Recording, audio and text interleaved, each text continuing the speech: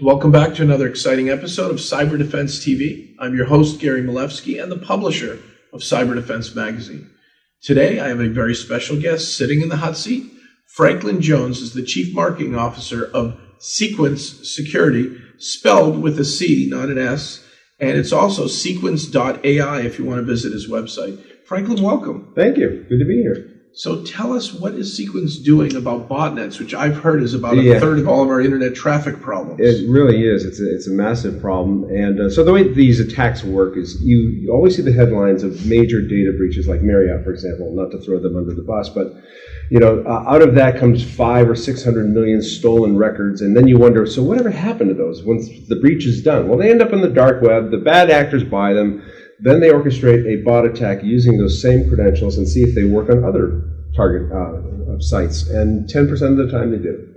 The problem is those kinds of attacks are largely undetectable by traditional security products because there's nothing malicious about the content. In fact, it's a valid username and password. So any security product sees that and goes, come on in.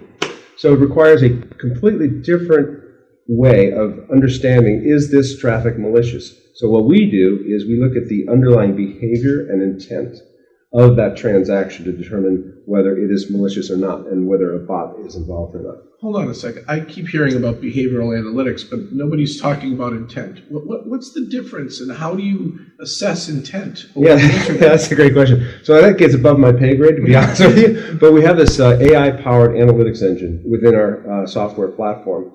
And it does what we call multi-dimensional analysis, and it does a number of different things, more than 150 examinations, I'll call it, or variables that it looks at, in order to create a unique fingerprint for that particular traffic. And within the fingerprint, it is able to determine the behavior and intent. How it does it, again. So it's magic. Yeah, it's magic. But that's cool. The cool part is you are doing both. Yes. And now if you know the intent is malicious, what do you do?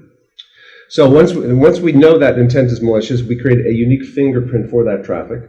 And then we can inform the security teams and say, we have discovered this malicious traffic, and here's all the data behind it to show you that we validated it. And then it's up to them. They can immediately block it. They can rate limit it to just kind of throttle the traffic a bit. They can even do deception, where they can put up a fake page and say, you're in. You've gotten what you want. And that's a strategy used very often to basically fool the attacker into think, okay, I've succeeded. I can move on to my next target. So they collect some fake information, or they made it in and they now know they have credentials. Yes. So what kind of botnets are doing this? Are these designed by hackers who want to, find out if Netflix accounts are valid, or Amazon, so they could use their credit card and buy goods and ship as a gift? Who's using this? It's all of that and more. I mean, there's fake account creation, account takeover, gift card theft, app DDoS attacks. I mean, there's the range of attacks and motivations is virtually endless. But it's all driven by these bad actors. And what's interesting is their ability to launch these attacks. It's very cost effective for them. They can buy these credentials, these stolen credentials on the dark web for pennies on the dollar. They can buy the infrastructure, the proxy infrastructure worldwide, not buy, but rent it, to orchestrate a geo-distributed attack for less than $100.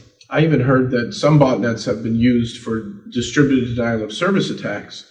And if you look at the Dyn incident, DYN, it was a big East Coast domain routing company that affected Twitter and Spotify, and half the East Coast internet went down when they were hit with too much and too high bandwidth traffic, and they had to get new DDoS equipment to protect. That's a different kind of botnet attack. Yeah, well, that's I would characterize that as more of a network level DDoS attack. But they also will target applications with the same intent of basically overloading access to the application, so no one with valid credentials can gain access to that application. And your technology can keep an eye on that without being inline? Yes. Slowing down the packets in the payload or the traffic? Correct, yes. It's I mean, the term we use is passive, but that sounds like passive, which is not a good thing. But it's offline in the sense that we're taking a copy of all the traffic moving between the bad guy and the target application, and we're doing this analysis in milliseconds. So it's not strictly real time, but it's this close to real time. The old word from the old days of the network taps was I have a passive tap, so I'm not inline. So if I go down, I don't take the network down. There you go. So, but you're very active. Yes, we're actively passive. You're eavesdropping. You're listening in. You're using AI and heuristics. You're figuring out what's good and what's bad based on behavior and intent. And then what action will you take for your client? What does your system, what does Cequence system So that's that's the mitigation part. So there's actually three the word sequence, for example, refers to 3 steps in the process. The first step we do is we automatically discover all the applications that are being targeted. Now that might seem like, well, don't they know already? Well, we're shocked to find out that so many security teams are not aware of all the applications that have been deployed. So is it because they're all in the cloud and they're shadow IT? Yes, and the firewall's not going to tell them that. And the applications team rarely say to the security guys, "Oh, by the way, we're going to go ahead and deploy this." So, but then the attacks happen, and the security guys go, "Wait, I didn't even know that was out there." So, step 1 is we discover all the applications for them, which is a huge benefit. A huge benefit. Huge benefit. Yeah. I hope you're charging money for that. We are. Yeah.